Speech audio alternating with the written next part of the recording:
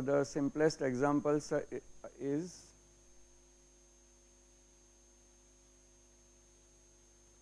we said dl squared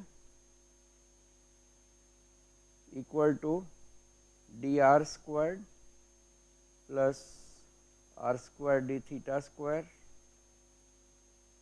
plus r sin theta squared d phi squared. And we can write this out as dr d theta rho vector d phi and then dr d theta d phi and 1 r squared and r squared sin squared theta.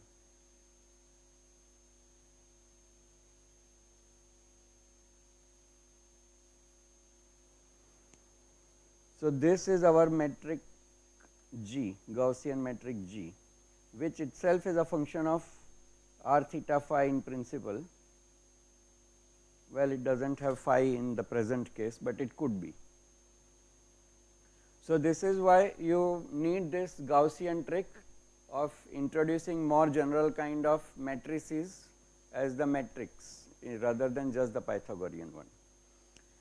Okay, so when we say that the inner product is left invariant by the ON groups, we can think of all the three different ways. The most general abstract way, which simply thinks in terms of inner product, or we can think of the matrices, specific matrices, row and column matrices, and write O transpose O in matrix language and say it is identity, or we can think of it as having a general Gaussian metric G. Even then we can essentially, the group we will get is the same because it keeps that matrix invariant. But so I should correct myself. So the SON group is specifically the one that keeps the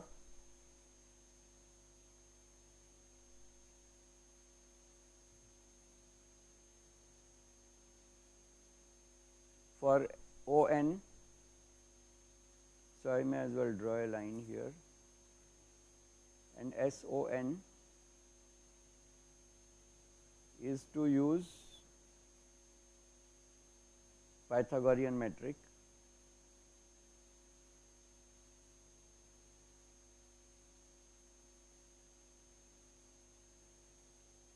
just call it delta and say that O transpose delta O equal to delta. That is what that statement written in terms of indices means, is essentially that, where we inside did not put delta. So all this song and dance I did to tell you is that actually it is O transpose times the metric O keeps the same metric. So that is the geometric meaning of the transformation. But since we make the standard choice of the metric being delta, it just looks like this, okay, but it keeps that matrix invariant. Now that allows us to say what happens in the Lorentz transformation case.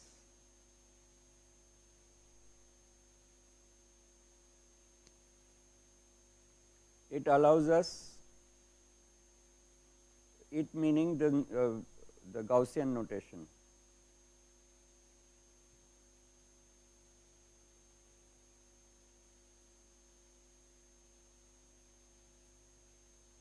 Gaussian version, but still in its simplest form.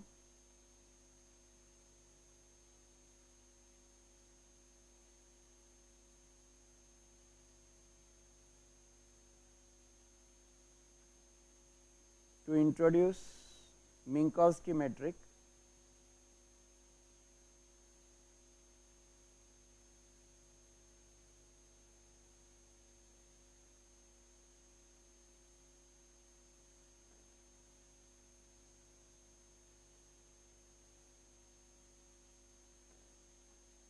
which is 1 minus 1 minus 1 minus 1 0 0 0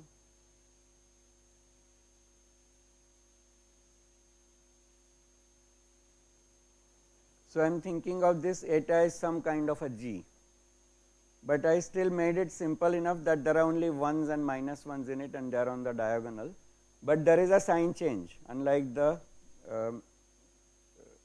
Pythagorean one. And then we say that Lorentz transformations or Lorentz group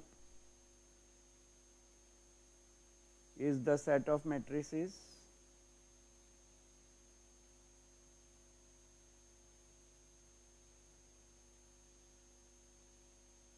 such that lambda transpose eta lambda equal to eta. The lambda matrices constitute the Lorentz group. Index notation,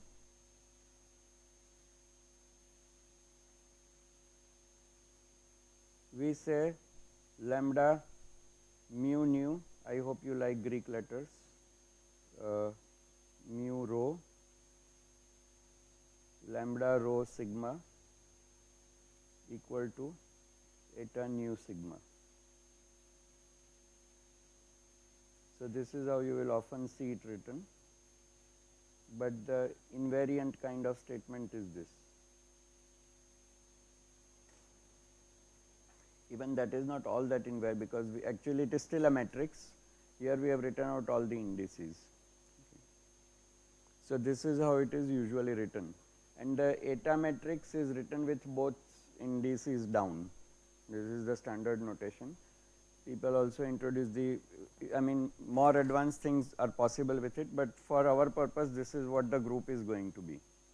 This group, because of the one sign opposite to the other three signs, is called SO31, special orthogonal group of, and so after imposing, also impose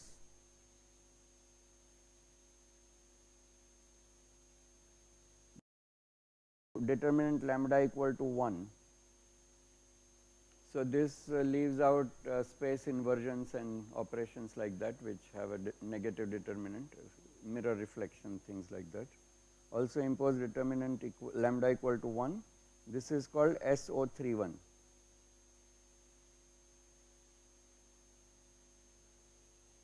Special orthogonal group with 3 positive signs and 1 negative sign, or 3 negative and 1 positive, it does not matter. So it is just called SO31. Okay.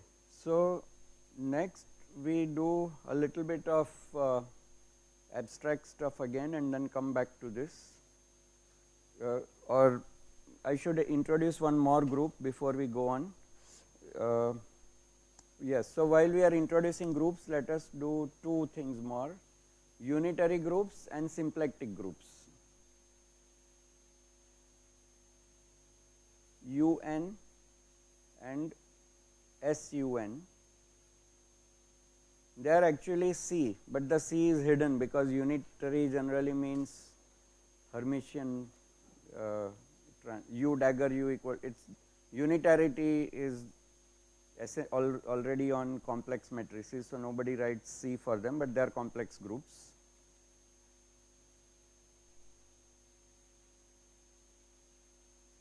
So they act on a vector space that allows scalar multiplication by complexes, and here we need to introduce the inner product for complex vector space.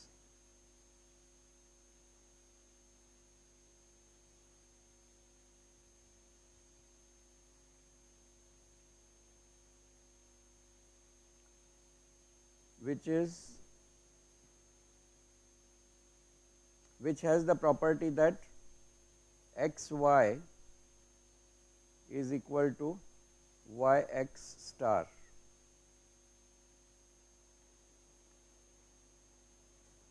Okay, so we need to do this to keep things meaningful, because so this ensures actually the positive definiteness. So, for example, if I have a vector z which is say z1, z2, z3, then zz will be equal to z1 star. So, it will be mod z1 squared plus mod z2 square plus mod z3 square, right, because this star effectively means that you have to construct the inner product ZW to be equal to Z1 star W1 plus Z2 star W2 plus Z3 star W3, and it ensures positive definiteness.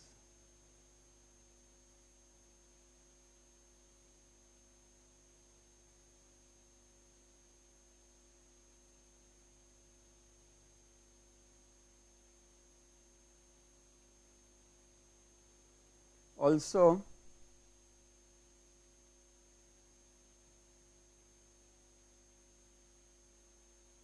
we have that x comma ay is equal to a times x comma y, but ax times y is equal to a star comma xy. So, your scalar, so a belongs to complex numbers. The scalar by which you multiply your vector, scale your vector, if it is, whether it is multiplying the second entry or the first entry of the inner product matters. Later on in quantum mechanics, Wigner defines antilinear transformations where it is the opposite. It is when it is taken out of the front factor, it is complexified and not if it is. So, that requires, it is some very special thing that is required for time reversal operations, but this is good enough for the time being. So, these are the properties of the inner product. So, these are salient features, and then it is easy to define what is unitary and what is not. I mean, what is unitary and what is special unitary simply says that in matrix notation,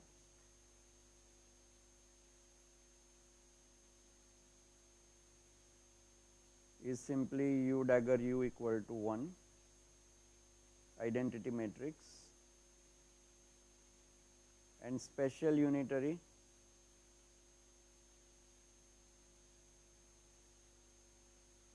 additionally determinant u equal to 1. So, here note u dagger u equal to 1 implies that determinant of u dagger u, which by theorem of determinants is same as determinant of u dagger times determinant of u, becomes star of determinant u, because when you dagger you transpose and you complex conjugate, but transposition does not change the determinant, but that starring will remain. So, the determinant will basically be the star of the determinant u,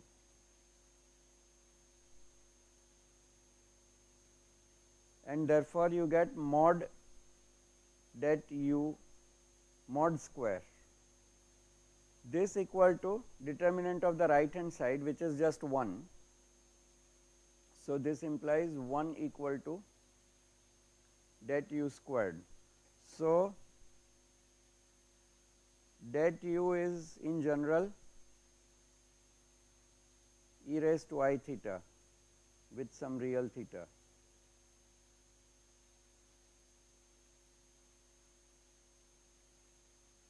The special unitary requirement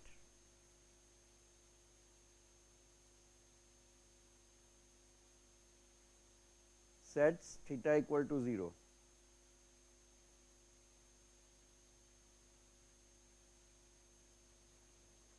has to be 1 only. In the real case, it could be +1 or -1. The orthogonal groups without the S condition is plus or -1. The complex groups without the condition can be a whole continuum of possibilities, the whole circle. So this brings us to a very broad distinction between various kinds of groups. So we now get to some topology.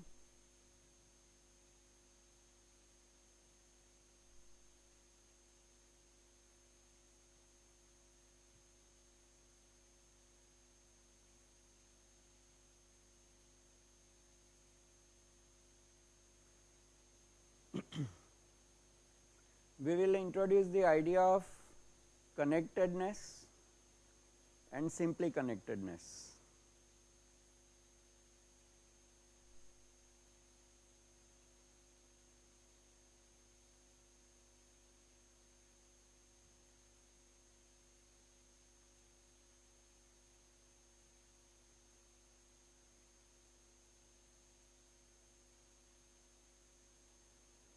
Oh, I still didn't introduce the symplectic group. We'll do it at some point. Okay. So connectedness, we simply say that. So very simply speaking, let me just draw some pictures first. Connected simply means that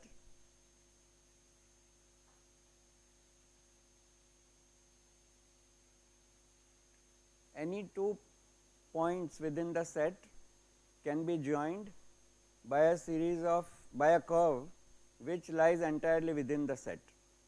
That's all it means. Okay.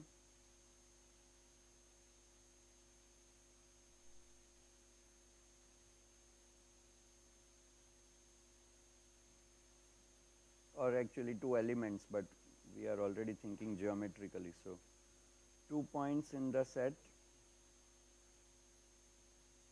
can be joined by a curve lying in the set.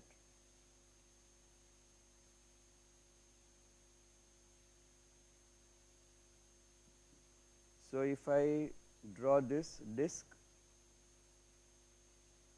and I draw 2 disks,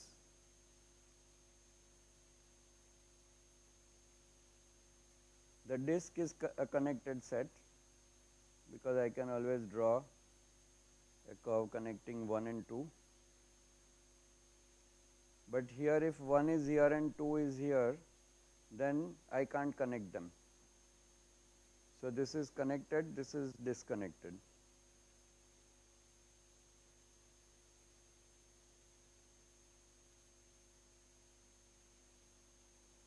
Okay, so this is the very basic intuitive idea, and to formalize we say that given elements G1 and G2, there exists a path parameterized by some parameter T.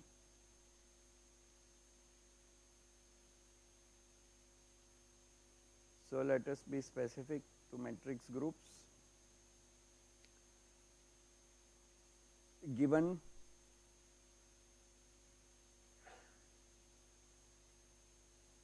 matrices G1 and G2,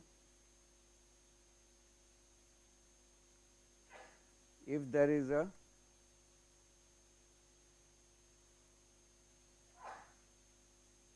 path, by which we actually mean a continuous mapping of the interval 0, 1 into G of T with T belonging to the closed interval 0 to 1. That is the meaning of this word path. The word path means this map.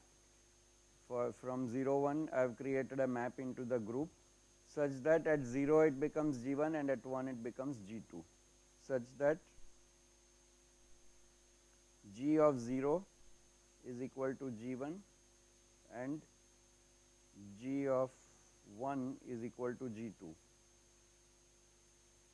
So this of course has to be, if you write out the matrix as an array, then this has to be true for every single entry. Entry by entry you should be starting with this entry in this matrix and ending with entry in that matrix. So in component notation,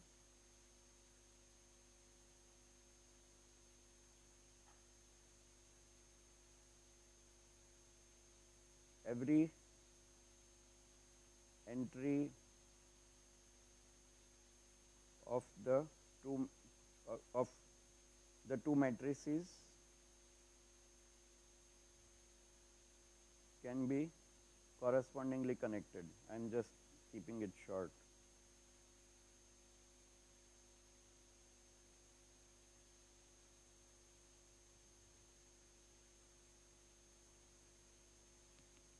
Now this immediately, I mean, so far we are just talking some topology, but we see immediately the application that if you take the GL groups, then the GL and R groups are not connected.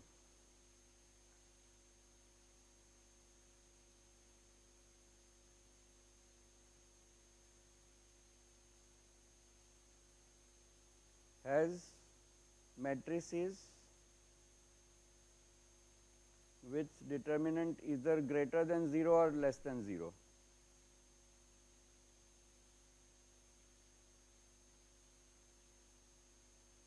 Right, because we excluded determinant equal to 0, because determinant equal to 0 will not allow inversion. So there will be no inverse existing and it will not have group structure. So the fact that it has group structure means that you have excluded 0, but that means that because the determinant is just lying on the real line and you have excluded 0,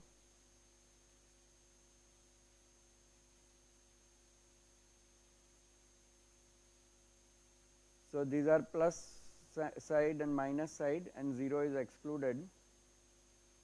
So there is no way of going from one side to the other continuously. So all the matrices lying on the left side are connected to each other and all the matrices on this side are connected to each other, but not to each other. Thus determinant less than 0 are all form one connected set, one connected subset,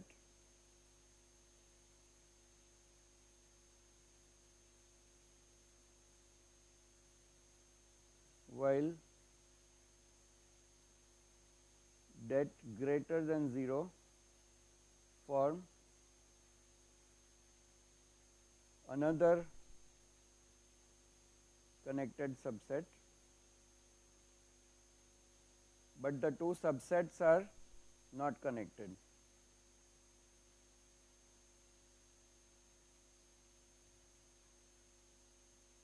I should have said plus and minus.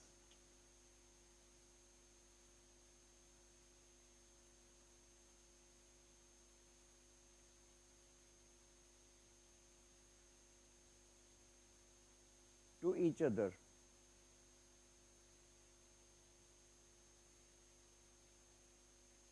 Rather elements of, okay, plus and minus subsets.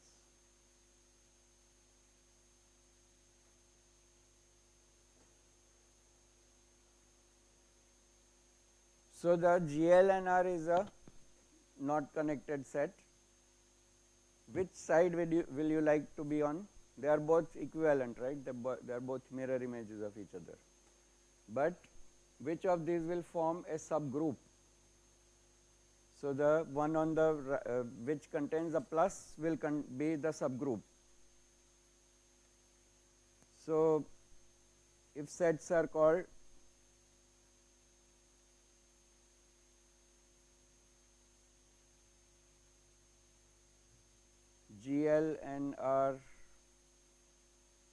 minus and GL and R plus respectively, we see GL and R plus forms a subgroup.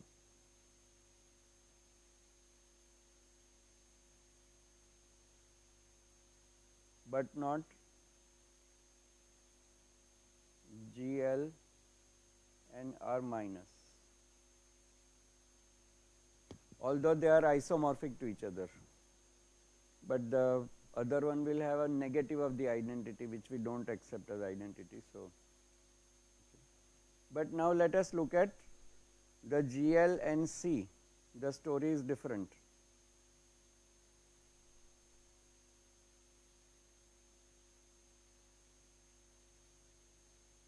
What happens here? The determinant is a complex number. So, the determinant values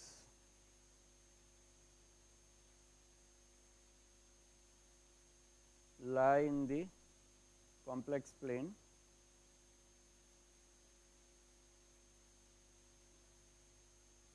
with 0 excluded.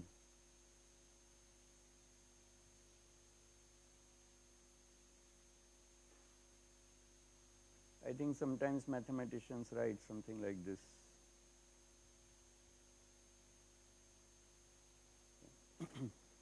C with 0 excluded, only 1 point excluded. See how much excitement can be had by removing just 1 point out of the plane.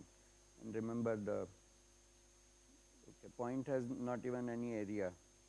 So, if you exclude 0, then you can make it into a group, and therefore, the determinant values lie all over the complex plane. Now, this set is all connected, because you are allowed to, it is not that line, when you have a line and you remove a point, it becomes two disconnected pieces, but the plane with 1 point removed does not become disconnected. So, here say yeah, so here all points which are actually matrices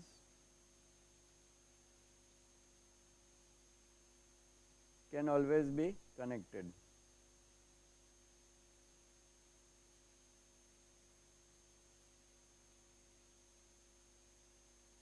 Since we are physicists, we will not ask for a proof for it, right? In complex plane, you can connect anything to anything, but if you are mathematics, you have to prove it.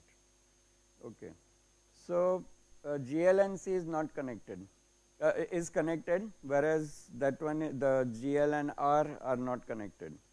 But there is the next distinction, simply connected versus connected. So, simply connected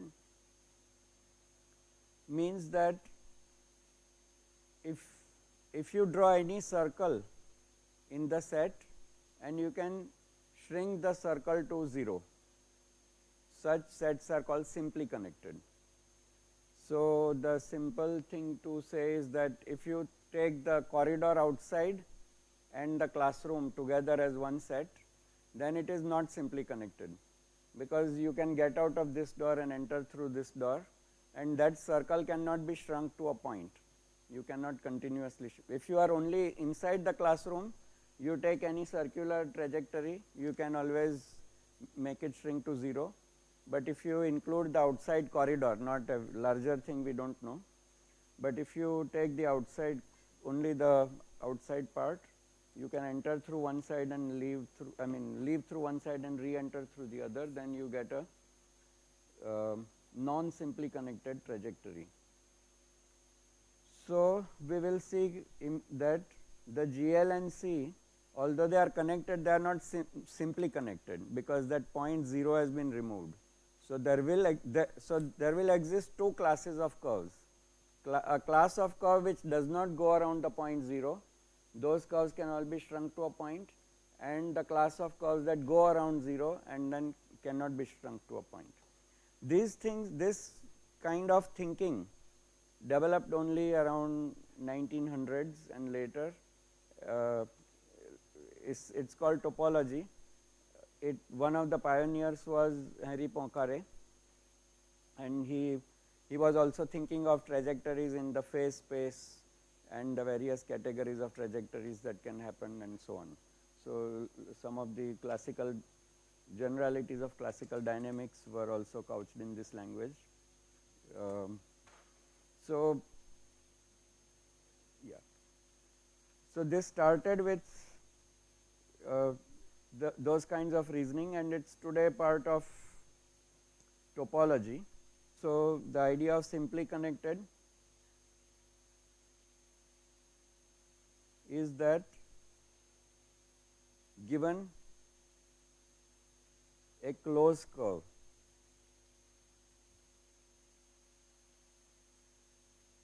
lying in the set,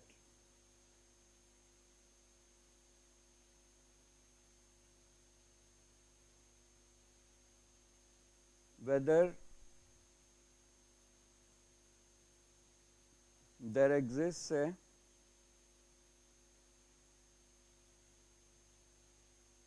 sequence of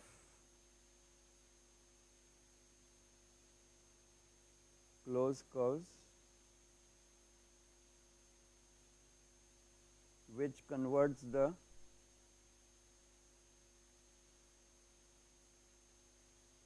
or deforms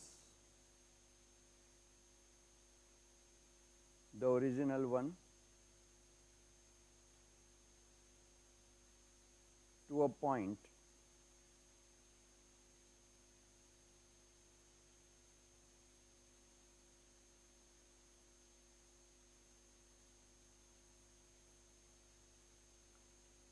and there is some formal way of saying all this, which is right. So simplest way of thinking about it is to, I will not write out everything because it just is a bit lengthy and not so illuminating. Suppose we draw two such things,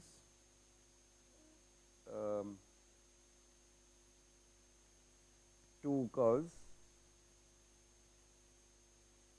and put a parameter T1 on this, S1 on this, and put parameter S2 on this.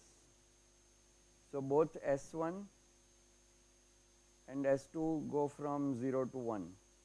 That makes each of them a circle.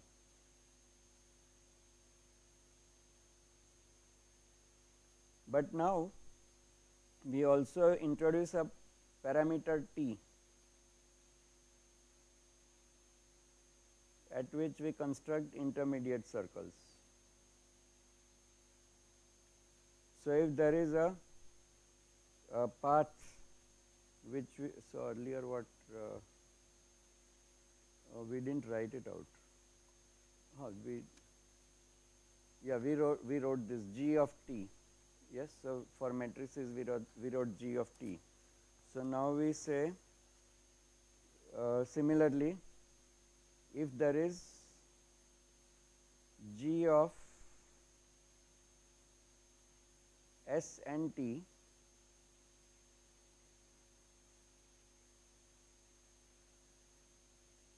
such that G of S comma 0 with of course T belonging to again 0 to 1 such that G of S comma 0 becomes equal to G1, now I have to put 1 somewhere else, G1 of S and G of S comma 1 becomes equal to G2 of S. So I call this curve G1, the inner one should be G1 and the outer one is G2. So I have a curve G upper index 1 and it is put in bracket because it is not really important as a number, it is just a label, okay, whereas these are important as numbers. So this is just labeling one possible curve whose parameter is S1. So G becomes equal to, you can, I don't want to muddle this up, but there is a more general map with two parameters S and T, with T running 0 to 1, S running also 0 to 1, such that if I ran over all the parameter values, I will be covering this whole annular region. Okay. Now these two are said to be deformable to each other.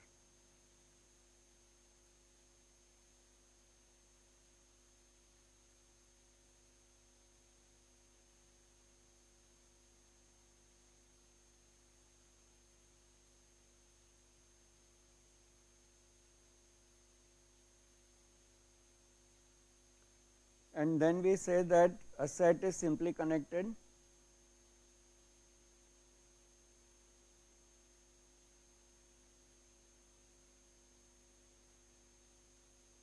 provided or deformable into each other.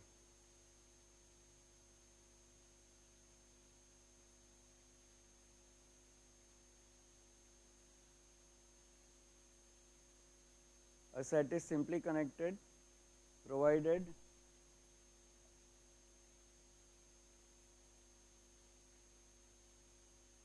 every possible closed curve in it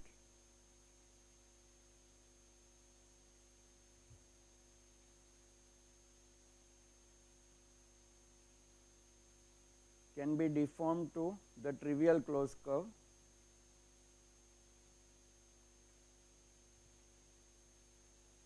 to a point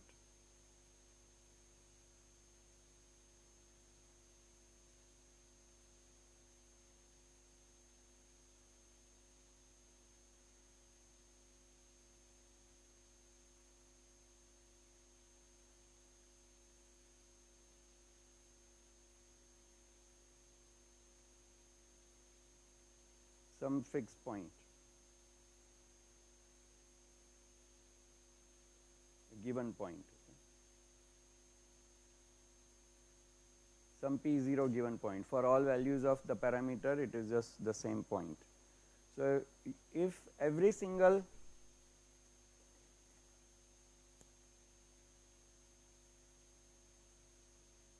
every possible is a important thing. Every possible closed curve in the set should be reducible to a point, then it is called a simply connected set. And if it is not, then it is not simply connected.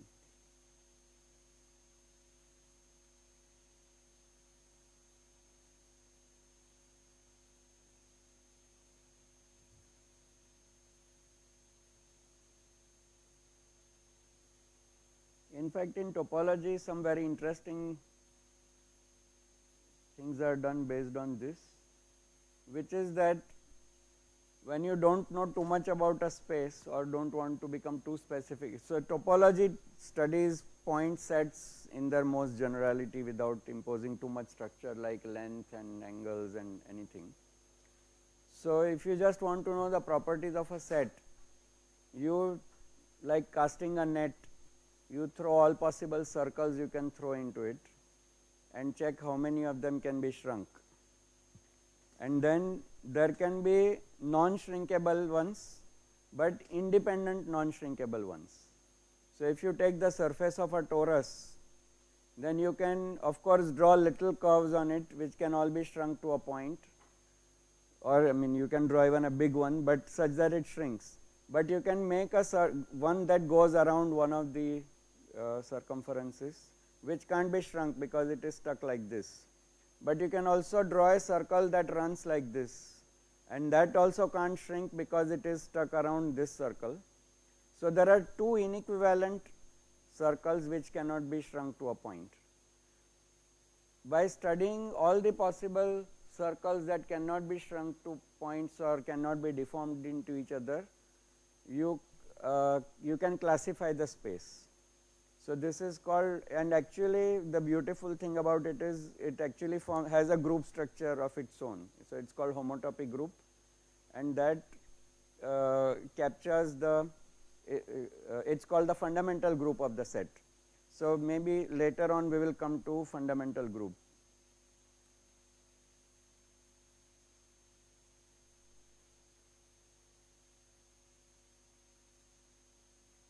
generalization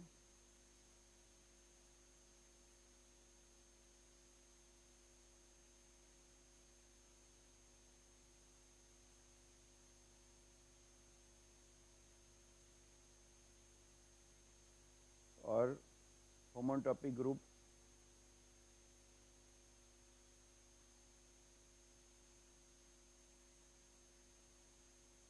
H1.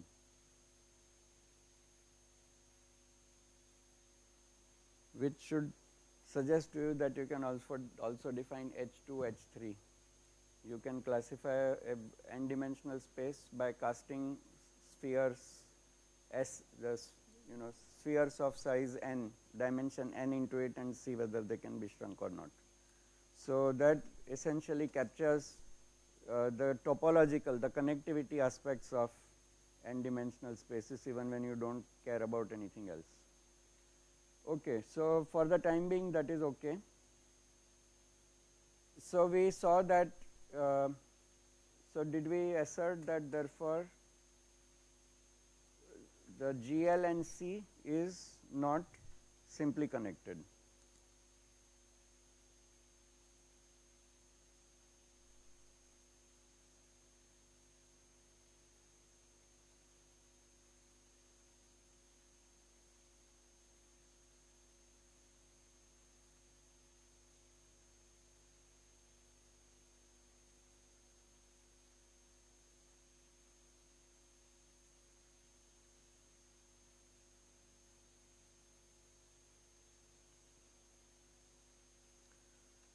Okay. The next thing I'll do is what I missed in the middle, which was introducing the symplectic groups.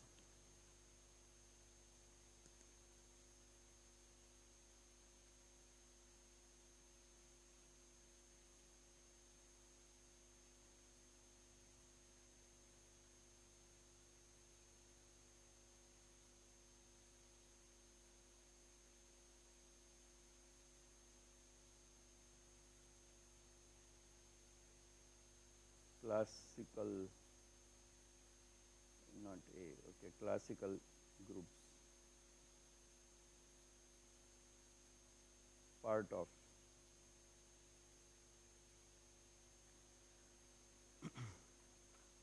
This is the case when the metric is a funny one. It is not diagonalizable, but it is skew symmetric.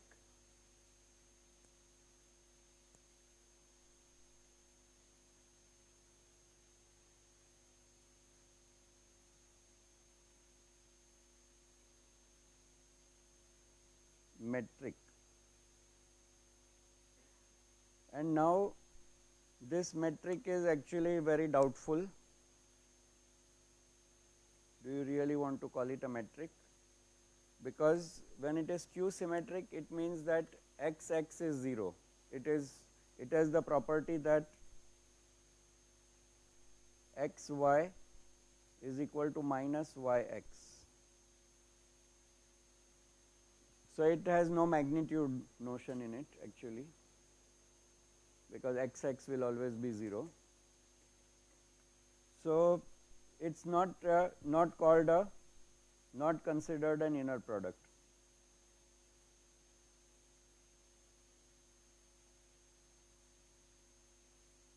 It does not qualify to being called an inner product, but it is still a metric in some general sense. It's a bilinear form, so this is an antisymmetric bilinear form.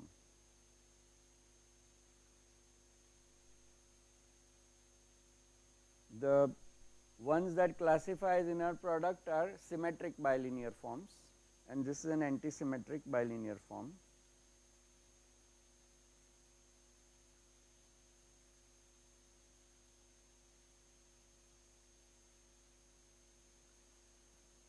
So what happens in this case is that, so typically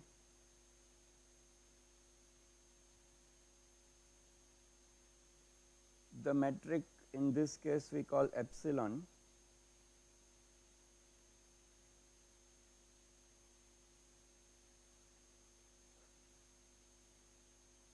It has 2 by 2 blocks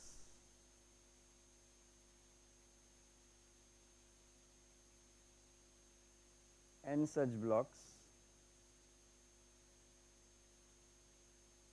but each block is 2 by 2 and in it reads 1 and minus 1.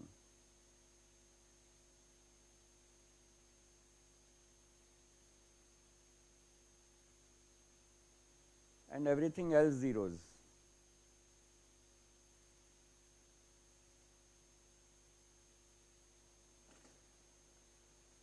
This is one version of writing. There are other versions where people will put put entirely along this off main off diagonal, minus ones and plus ones. You can recast it so that it goes all along this way. But this is a most convenient one because it remembers which element is related to which. So, okay, so this is what the metric looks like, and this is what it is left invariant by the elements of this group. So, so suppose, so in what did we call algebraic or index notation? What is the time? Okay.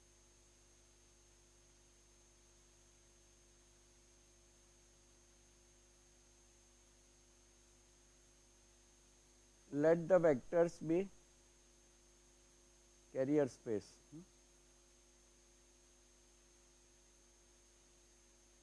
Have components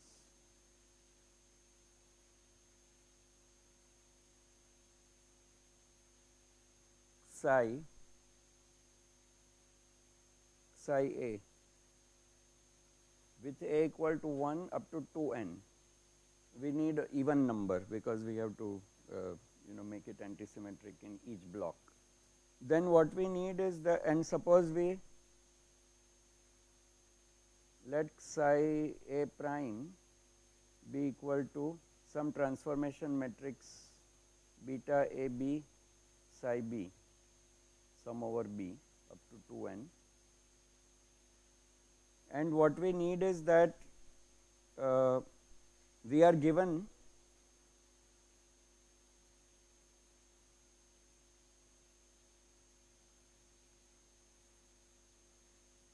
psi A, psi B,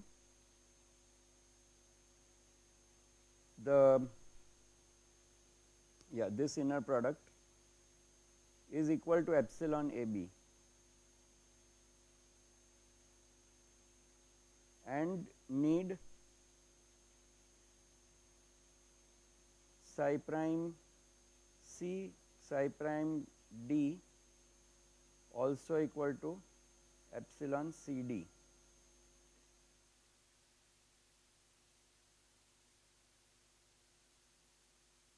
So what this does is that, so the point is that this betas I can pull out of this, and what I will find is that beta, I will cheat by looking in my notes because time is a little short. So beta AB epsilon BC and beta DC equal to epsilon AD. So this is the requirement that the beta matrices have to satisfy. So beta matrices satisfying this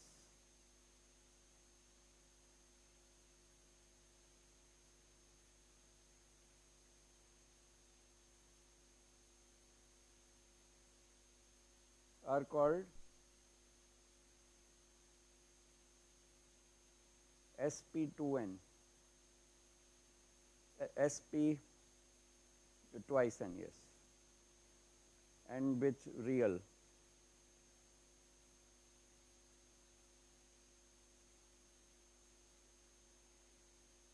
And it is called symplectic group.